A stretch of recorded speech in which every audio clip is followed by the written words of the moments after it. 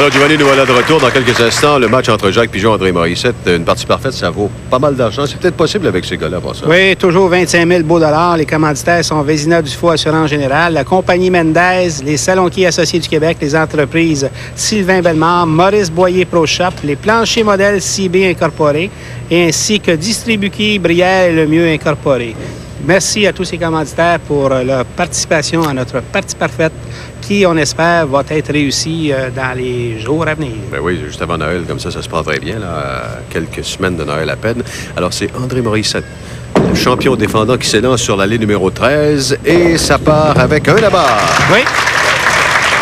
Nous avons vu André évoluer quelques pouces à droite du centre sur l'allée numéro 13, laisser la boule diriger directement vers la quille numéro 1.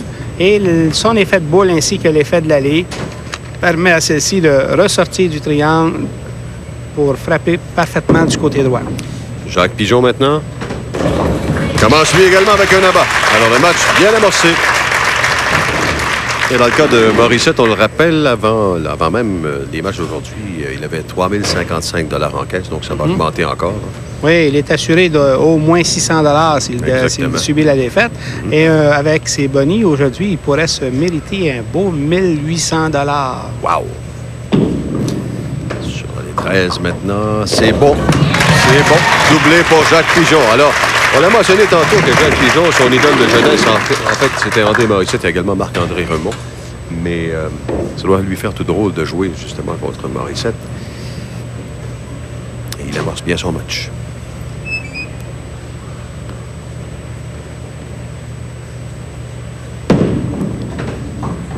Attention, attention. C'est bon. Oui, c'est un abat. C'est un abat. De notre position, ça semblait peut-être un petit peu plein, Giovanni. Je ne sais pas si c'était volontaire, mais je crois sincèrement que sur l'allée 12, il tente de frapper le côté droit du triangle. Une boule retenue, mais retenue assez pour qu'elle frappe le côté gauche. Un léger sourire de la part d'André. Je crois sincèrement qu'il se considère chanceux un peu.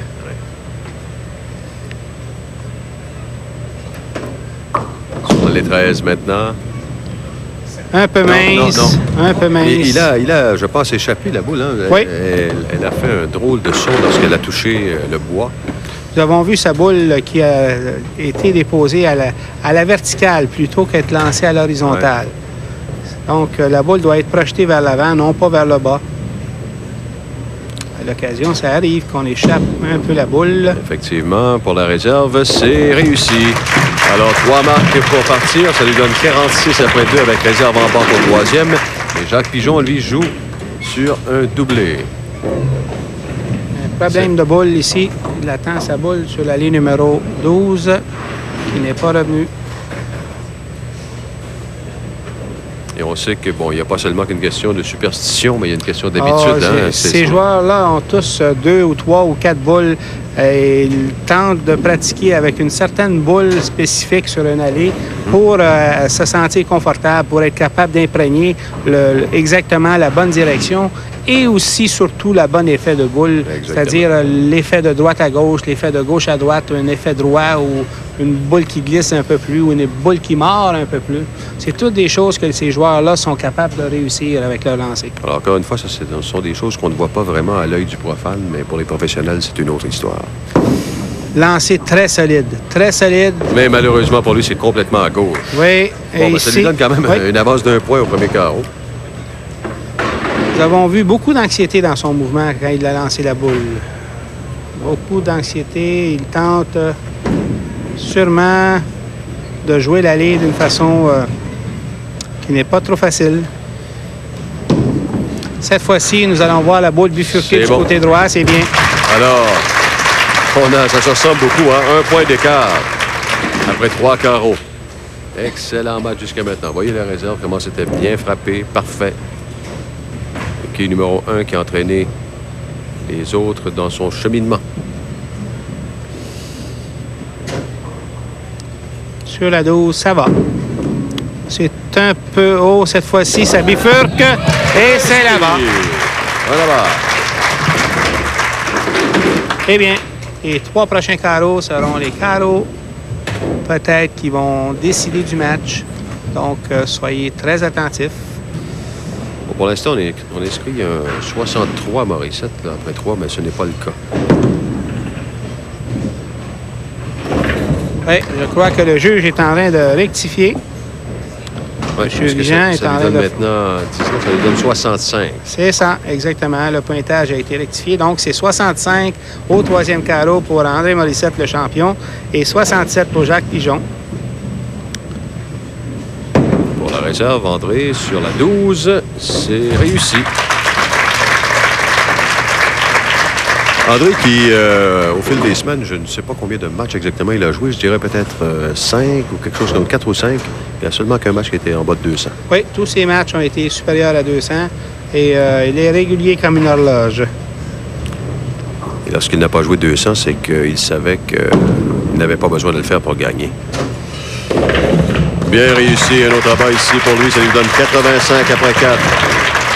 Et nous voyons bien comment le travail des quilles se fait bien sur l'allée 13. On frappe mince, on frappe plein et ça donne pratiquement toujours des abats. Sur l'allée 12, des fois, on a frappé parfaitement dans le triangle et quand même, des quilles sont demeurées debout. C'est ce qui nous porte à croire que les joueurs lancent une boule un peu moins... Oh, c'est à gauche. Un peu moins certaine. Un peu moins certain de ce qu'on tente d'accomplir. 2 fois là, sur l'allée 12 oui. qu'il vise à gauche, Jacques. Il aurait avantage à tenter de jouer de gauche vers la droite, comme il a réussi son abat au 11e carreau de sa première partie. Et la réserve est très importante ici, sauf qu'elle n'est pas facile. Elle n'est pas vraiment facile, cette réserve-là. Voyons voir. Ça semble bon. Oui! Oui. Bon, ben ça lui permet de conserver les devants au 4e. 2 points. Par contre, André Morissette, avec son abat en caisse au 5e versus la réserve de Jacques Pigeon, pourrait reprendre les devants. Oui. Exactement. Alors, sur l'année 13 maintenant, qui de loin a été la plus facile à jouer pour les quilleurs aujourd'hui. C'est mince. C'est mince. C'est mince, regardez. Ça fonctionne. Oui. C'est pas le cas sur la 12, par exemple. Oh là. Sur la 12, c'est un peu plus problématique. Je crois qu'André, lui, possède possiblement la meilleure position sur cette allée-ci, même s'il n'a pas encore réussi le genre de lancer qu'il désire. C'est un peu mince à droite. Mais c'est bon quand même. Là-bas. C'était peut-être la façon de le faire. C'est un peu mince, mais c'est là-bas. Mais laissez-moi vous dire que c'est la façon la plus prudente de jouer cette allée. En jouant quelques pouces à gauche du centre, laisser la boule vers la quille numéro 1 avec un effet de gauche vers la droite. Celle-ci va bifurquer du côté droit. Vous allez avoir à l'occasion la quille 5 debout, mais souvent aussi des abats. Alors ça, ce doublé-là, ça le met en bonne position. Hein. Lui procure les devants pour la première fois du match. Et regardez attention. ceci! Ouais. Faudra se rappeler de cet abat. Faudra se rappeler de cet abat. Ça lui procure une priorité de 8 points. Un doublé en caisse maintenant. Sauf que là, ça met de la pression sur Jacques. Et Jacques n'a pas le choix. Il se doit de revenir avec un abat immédiatement.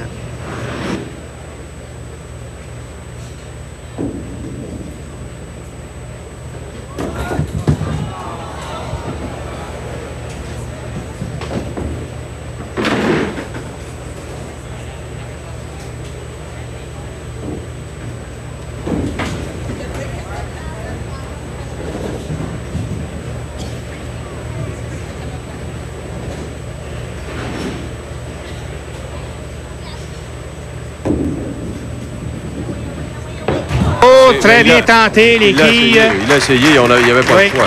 Les quilles 2 et 10, c'était très bien tenté, mais malheureusement, face au triplé de André Morissette, ici, ça vient de faire très mal. Oh, oui. On se doit de terminer un abat ici de la part de Jacques. Pas le choix, là.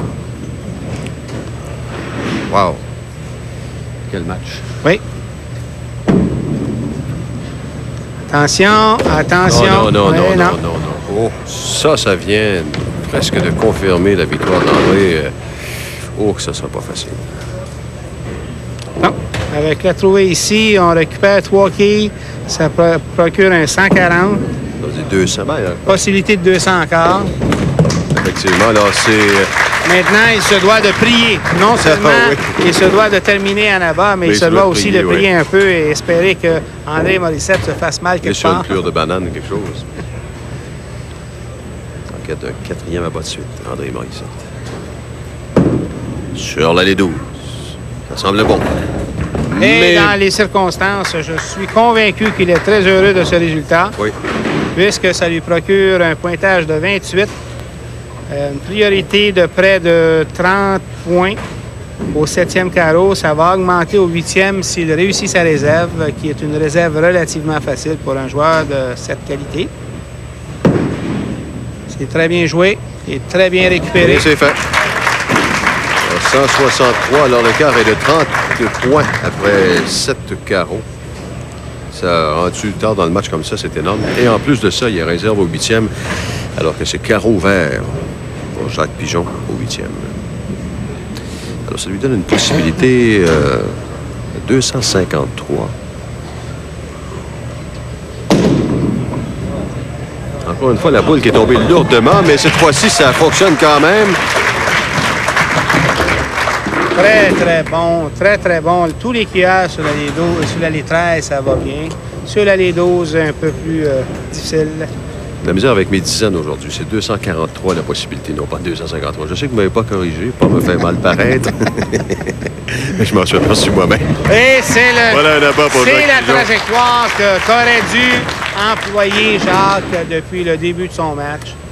Mais c'est peut-être des fois quand on a pratiqué une position et que ça allait très bien pendant la pratique, on a tendance à ne pas vouloir apporter le changement désiré. Mais il faut. Dans un match... Voilà, doublé.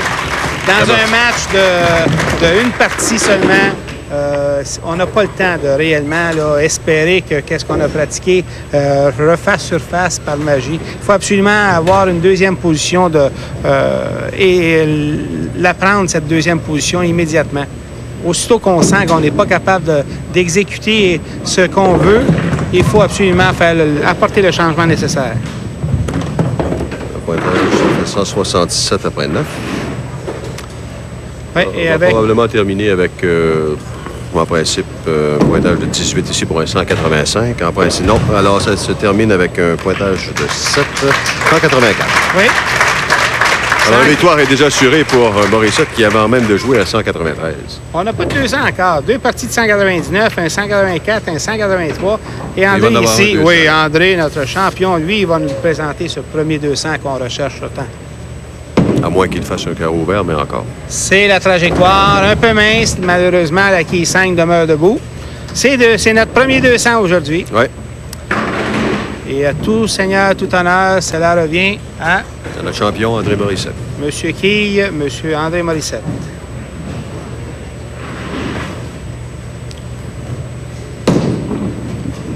Attention, ça remonte. Non, c'est raté. Suffisamment. Bon, il s'est dit, je suis rendu à 200, le match est dans la poche, je suis bien arrêté ça tout de suite. Il a tenté sûrement une position un peu différente comme expérience, mais ça n'a pas été bon. Son seul carreau vert au 10e